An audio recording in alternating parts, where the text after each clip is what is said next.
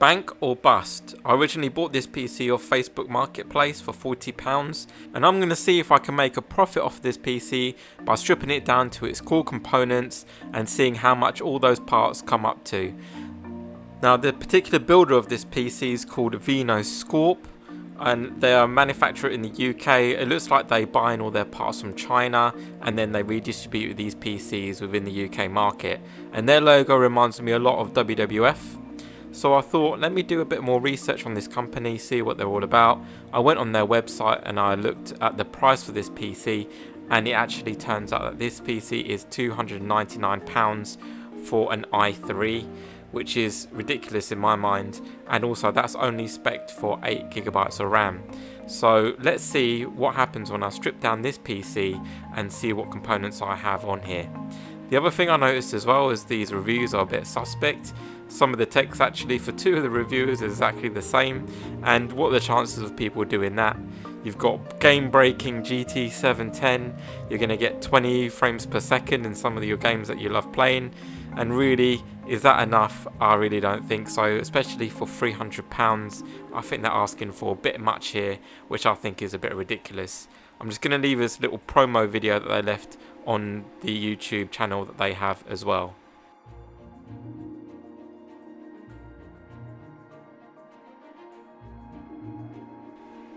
I mean, that PC looks incredible, right? You know, it's got RGB RAM, all the RAM slots have been taken up, you've got AO cooling on there, all the perks and whistles that you'd expect on a gaming PC, and it's got full RGB lighting right in the inside of the PC. So let's take you back to reality. I've got a bit of tape stuck onto the back of there. It looks like a label that's been ripped off, which is always nice, so I'm going to have to get my cleaver and scrape that off. This has been QA passed by Whack. I'm not exactly sure what kind of name is that, and you know, you'd be concerned whether you get in a PC being made by a person called Whack. I opened up the side panel and this is what I was presented with. Actually, you know, the motherboard and everything is absolutely tiny compared to the rest of the case. It looks like they used their own proprietary PSU, and I thought, let me just check behind the label just to see if they stuck another label over the top of that, and actually they were fairly good. It looks like it's their own label and their own PSU that they've made for themselves, so maybe hats off to them, but I'm not exactly sure the quality of that PSU. Well, moving on to quality, let's have a look at the CPU fan. Jesus, look at that. You know, it looks almost as cheap as the case fans that you got next to it. Next, I thought, let me have a look at the GPU, and pulling it out of the slot, I noticed it's a GT 710, just like on their website, and I think I probably could get about £15 for that, and I could probably get another 20 quid for the case, especially because it's got a frosted glass side panel, so I think that has some value to it, especially compared to some of the older cases that are kicking around. And that's the back of the GPU, and actually it looks like it's in pretty good condition. It looks almost brand new, and it's a 2GB GDDR5 RAM, so I think it might add some value to it, but not a huge amount. I actually quite like the way Asus have designed that GPU, especially with that fanless cooler on there. So moving back to the motherboard, I'm pulling out the RAM and just looking at the RAM just to see what the make is, and I'm not exactly sure who the manufacturer of that is.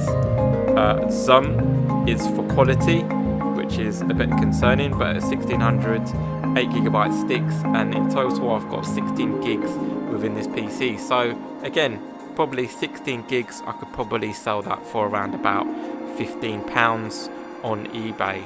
So not looking too bad. I thought I'd have a quick look on the back. It looks like they're using Hynix memory chips. So again, the memory chips are actually pretty decent, but that Zum name really puts it down. So I thought, let me have a look at the cable management on the back of this, and as I expected, what a mess. All the cables are everywhere.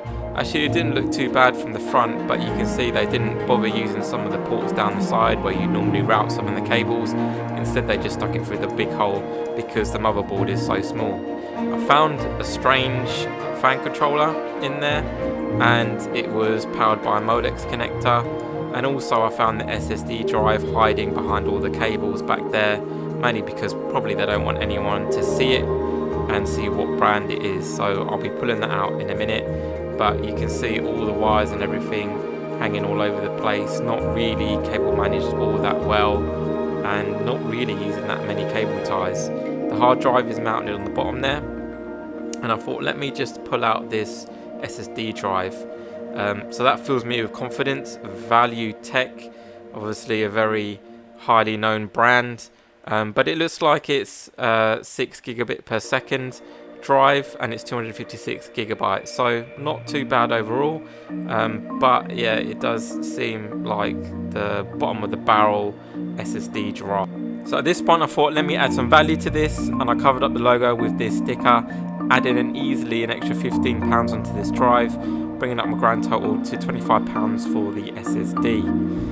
When I turned the case upside down, I wanted to remove the hard drive, and I noticed that some of the rubber grommets had split, so great job in sliding that in. And I saw it was a 1TB drive that was actually manufactured in 2014, so I think this case was much newer than 2014, and they obviously used an old drive. To add to that, they had the engraving on the PSU, however it was upside down and on the back, so nobody can actually see it. Then I noticed the Molex connector that was actually coming out of the fan controller, and when I actually started taking some of the cables out, I noticed actually that there was a little panel on the back that just slid off quite easily. And when you look inside the Molex connector, you've got all those wires nice and exposed, giving you a nice little finger electrocution party all on your own. So now was the time to remove the cooler. The original owner said that the PC worked, but it would switch itself off, and I have a good feeling I know what the problem is. And looking at the bottom there, that thermal paste, I don't even know if that's paste, that just looks shocking. And on there, I found the Queen's Crown on the top of the CPU, and no wonder it was overheating. There's literally no thermal paste on the middle of that, and it was probably getting next to no cooling whatsoever.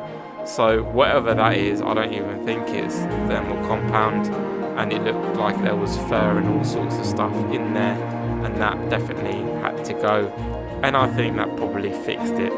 The next thing was the cooler itself, and actually looking at the surface area that it has on the actual CPU is extremely small, so I doubt it'd do much cooling. And then I thought, let me pick at the thermal compound with a screwdriver, and you can see it's all dried on, it's all flaked, and on the top is a bit wetter, but it's not much better at all. So I thought I'd just do that before I clean it off. And then I thought I'd have a look at the motherboard itself. So I think this is some kind of weird branded Chinese motherboard, and lo and behold, that QC check by WAC missed a little tie trapped between some of the connectors. So now the port i3 is now clean, free of its goop, and it can go on to live a long, fulfilling life. I noticed this screw on the back that just keeps turning and turning, so if you get bored you can have a bit of fun with that, and it's a never-ending screw, which is always great. So my final thoughts is, well, I did make a profit off this PC, especially being £40, and I should be able to make about £100 off the parts. So my final thoughts, if you can give me a like and subscribe, that would be very much appreciated. At the time of recording this video, I've only got 15 subscribers, so if you can give me a subscribe, that would be really good, and I can bring you more content like this. Thanks for watching.